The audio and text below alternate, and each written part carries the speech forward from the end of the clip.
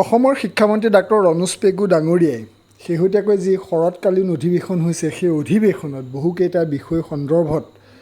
বিৰোধী বিধায়কৰ প্ৰশ্নৰ উত্তৰত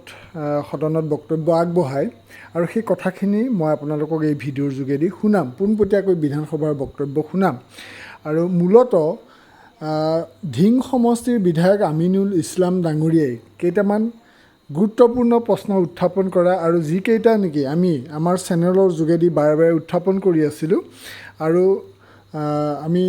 ভুক্তভোগী শিক্ষকসকলক এই বিষয়সমূহ উত্থাপন কৰিবলৈ অনুৰোধ জনাই আছিলোঁ যাতে বিৰোধী বিধায়কে বিধানসভাত উত্থাপন কৰে আৰু শিক্ষামন্ত্ৰী ডাঙৰীয়াই যাতে পোনপটীয়াকৈ উত্তৰ দিয়ে। এটা প্ৰসংগ হৈছে যে টিউটৰসকলৰ দৰমহা বৃদ্ধি। ২ নম্বৰ প্ৰসংগটো হৈছে যে টিউটৰসকলৰ যি সামান্য পাৰিতোষিক দিয়া হৈছে বা দৰমহা দিয়া হৈছে সেইখিনি বৃদ্ধি কেতিয়া হ'ব বা সেইখিনিয়ে যে এতিয়া মূল্য বৃদ্ধিৰ সময়ত যথেষ্ট কম হৈছে, গতিকে তাক বৃদ্ধি কৰাৰ প্ৰসংগ। আৰু ৩ নম্বৰটো হৈছে যে যিসকলৰ উপযুক্ত অৰ্হতা সম্পন্ন শিক্ষক টিউটৰসকলক টিচাৰলৈ কেতিয়া আপগ্ৰেডেশ্যন কৰা হ'ব, যিহেতু DLED বা ৰিকুইজিট কোৱালিফিকেশ্যন যাৰ যাৰ আছে সেইখিনি কেতিয়া কৰা হ'ব সেই প্ৰসংগটো উত্থাপন হৈছে। লগতে আৰু এটা বিষয় উত্থাপিত হৈছে যে মুখ্যমন্ত্ৰী ডাঙৰীয়াই ২০২১ চনৰ ৫ ফেব্ৰুৱাৰীত যেতিয়া নিযুক্তি পত্ৰ বিতৰণ অনুষ্ঠানত ৰাজহুৱাকৈ ঘোষণা কৰিছিলে ১০ লাখ টকাৰ গ্ৰেচুইটিৰ কথা, ছমাহেই হওক কিংবা এবছৰেই হওক, যদিহে কাৰ্যনিৰ্বাহ কৰে শিক্ষক হিচাপে তেতিয়াহ'লে ১০ লাখ টকা গ্ৰেচুইটি ৰিটায়াৰ সময়ত পাব বুলি কৈছিলে। সেইখিনিৰ ওপৰতো আমি ভিডিঅ' প্ৰস্তুত কৰিছিলোঁ যে মুখ্যমন্ত্ৰীৰ ঘোষণা আৰু ১০ লাখ টকাৰ সপোন, এই বিষয়খিনিও আজি বিধানসভাত উত্থাপন কৰে ধিং সমষ্টিৰ বিধায়ক আমিনুল ইছলাম ডাঙৰীয়াই। আৰু সেই প্ৰশ্নখিনিৰ উত্তৰত শিক্ষামন্ত্ৰী ডাঙৰীয়াই কি উত্তৰ দিছে সেই কথাখিনি মই পোনপটীয়াকৈ শুনাম আৰু আপোনালোকে শুনিলেই গম পাব ইয়াৰ পজিটিভ নিগেটিভ কিছুমান কথা আছে। মই কি হৈছে মই সেইখিনি অকণমান থুলমূল কওঁ যে টিউটৰসকলৰ দৰমহাটো ২ বছৰৰ পিছতহে বৃদ্ধি হোৱাৰ কথা, গতিকে সেইমতে ২১ চনৰ পৰা এতিয়া এই ২৩ চনলৈ ২ বছৰ হৈছে আৰু এতিয়া বৃদ্ধি কৰাৰ প্ৰস্তাৱ ৰাখিছে। গতিকে টিউটৰসকলক ২ বছৰৰ পিছত যিটো দৰমহা বৃদ্ধি কৰাৰ কথা আছে সেইটো বৃদ্ধি কৰিম বুলি কৈছে। নেক্সট, যিখিনি শিক্ষক পদলৈ উন্নীতকৰণৰ বাবে উপযুক্ত সেইসকলক উন্নীতকৰণ কৰা হ'ব। গোটেই প্ৰক্ৰিয়াটো কিছু ক্ষেত্ৰত ভেৰিফিকেশ্যনৰ প্ৰয়োজন হোৱাৰ কাৰণে দেৰি হৈছে বুলি কৈছে। নেক্সট এটা কথা হৈছে যে কিছু সংখ্যক শিক্ষক থাকি গ'ল, ড্ৰপ টিচাৰ হৈ গ'ল, সেই কথাখিনি বৰ পোনপটীয়াকৈ নক'লে, কিন্তু আপাৰ প্ৰাইমেৰী স্কুলত হেডমাষ্টাৰৰ বিষয়টো সন্দৰ্ভত আমিনুল ইছলাম ডাঙৰীয়াই সুধিছিলে, তাৰ উত্তৰত শিক্ষামন্ত্ৰী ডাঙৰীয়াই কৈছে যে বেছ স্কুলতহে আচলতে তেওঁলোকক দিয়া হৈছে, গতিকে ইয়াতে আকৌ পুনৰ হেৰিৰ বাবে প্ৰয়োজন নহয়, মানে হেড টিচাৰ হিচাপে নিযুক্তি দিয়াৰ প্ৰয়োজন অস্বীকাৰ কৰিছে। কিন্তু চেল্ফ বেছ বুলি যদি ঘোষণা কৰা হয়, মানে যিখন বিদ্যালয় বেছ স্কুলৰ লগত যোৱাৰ প্ৰয়োজন নাই, নিজে এখন বিদ্যালয় হিচাপে মানে স্বীকৃতি দিয়াৰ এটা ব্যৱস্থা কৰিছে, সেইসকলক ক্ষেত্ৰত হেডমাষ্টাৰ পদটো ক্ৰিয়েট কৰিব। আৰু এটা প্ৰশ্নৰ উত্তৰত তেখেতে কয় যে ১০ লাখ টকাৰ যিটো গ্ৰেচুইটিৰ বিষয় সেইটো যদিও মুখ্যমন্ত্ৰী ডাঙৰীয়াই ঘোষণা কৰিলে, এইটো চৰকাৰীভাৱে কোনো ধৰণৰ নীতি নিয়ম প্ৰস্তুত কৰা হোৱা নাই। গতিকে ১০ লাখ টকাৰ কথাটো যে মুখ্যমন্ত্ৰীৰ এটা মাত্ৰ সভাত দিয়াহে ঘোষণা আছিলে, আজি শিক্ষামন্ত্ৰী ডাঙৰীয়াৰ বক্তব্যৰ পৰা সেইটো প্ৰকাশিত হ'ল। আপোনালোকে পোনপটীয়াকৈ আমিনুল ইছলাম ডাঙৰীয়াৰ প্ৰশ্নৰ উত্তৰত শিক্ষামন্ত্ৰী ডাঙৰীয়াই কি কৈছে সেই কথাখিনি ভালদৰে শুনকচোন বাৰু। মাননীয় অধ্যক্ষ মহোদয়, আমি সকলোৱে জানো ২০০৯ চনত শিক্ষাৰ অধিকাৰ আইন আহিল আৰু শিক্ষাৰ অধিকাৰ আইন অহাৰ পাছত বিদ্যালয়ৰ ব্যৱস্থাপনা, শিক্ষক নিযুক্তি এই প্ৰক্ৰিয়াটোত আমূল পৰিৱৰ্তন আহিছে আৰু যি পৰিৱৰ্তন অসমতো প্ৰয়োগ কৰি ২০১২ চনৰ পৰা প্ৰফেশ্যনেলি কোৱালিফাইড অৰ্থাৎ টেট পাছ কৰা DLED থকা শিক্ষককহে আমি নিযুক্তি দি আহিছোঁ।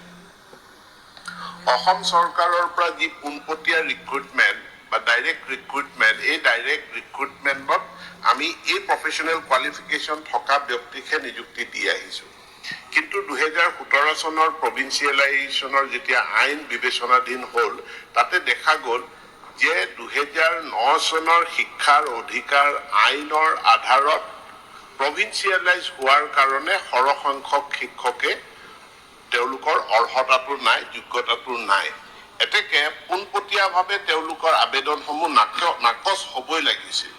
কিন্তু সেই সময়ৰ শিক্ষামন্ত্ৰী আৰু বৰ্তমানৰ মাননীয় মুখ্যমন্ত্ৰীয়ে তেখেতে গোটেই কথাটো বিবেচনা কৰি তেখেতে অসমৰ ক্ষেত্ৰত এটা সূত্ৰ উদ্ভাৱন কৰিলে যে NCTৰ গাইডলাইন অনুযায়ী, ৰাইট টু এডুকেশ্যন আইন অনুযায়ী অৰ্হতা নথকা ব্যক্তি অৰ্থাৎ প্ৰাথমিকত DLED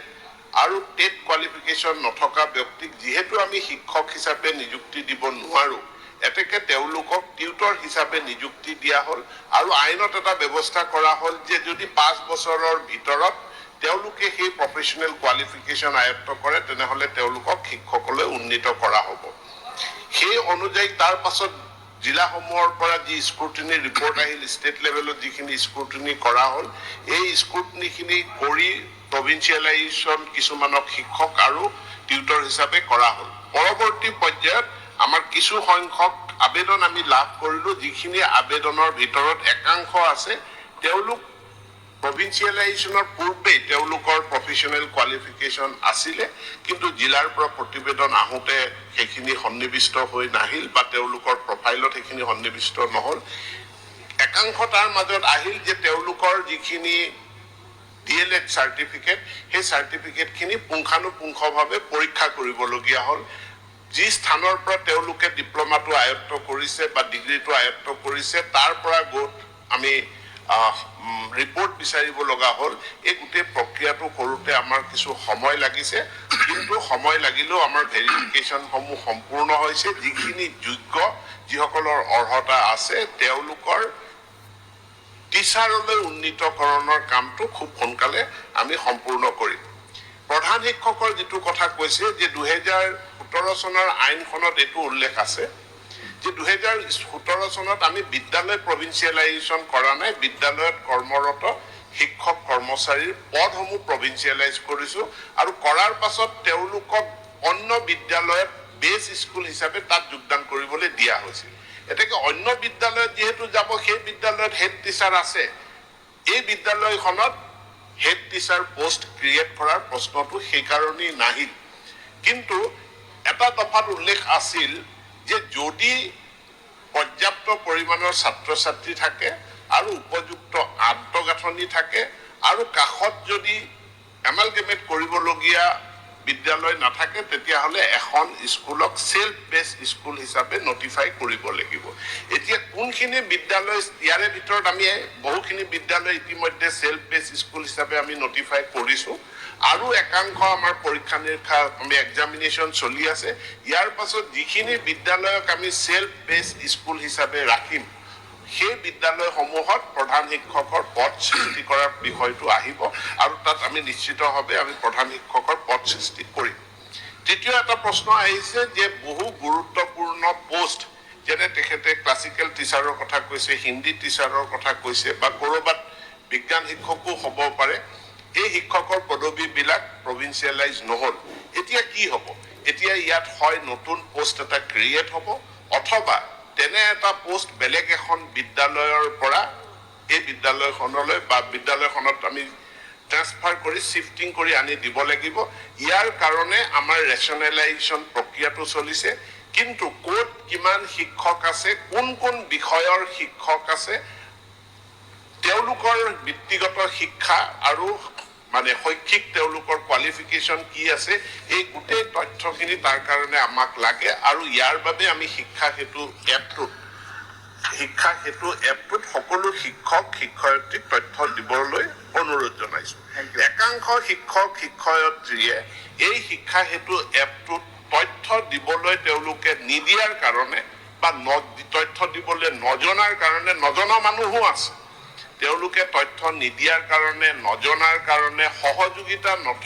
নকৰাৰ কাৰণে গোটেই প্ৰক্ৰিয়াটোত বিলম্ব ঘটিছে মই পুনৰবাৰ এই পবিত্ৰ সদনক কৈছো যে শিক্ষা হেতু এপত একাংশ শিক্ষকে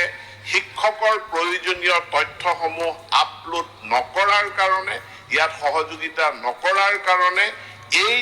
টিউটৰক টিচাৰ কৰা প্ৰধান শিক্ষক পদ সৃষ্টি কৰা